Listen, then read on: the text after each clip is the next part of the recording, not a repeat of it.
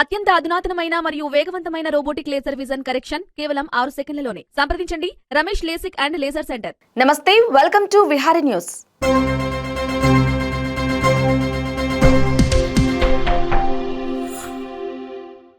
మొన్నటి అసెంబ్లీ ఎన్నికల్లో పోటీ చేసి సంచలనం సృష్టించిన నిరుద్యోగి బర్రెలక్క ఇప్పుడు మరో ఎన్నికల బరిలో దిగడానికి సిద్ధమవుతోంది.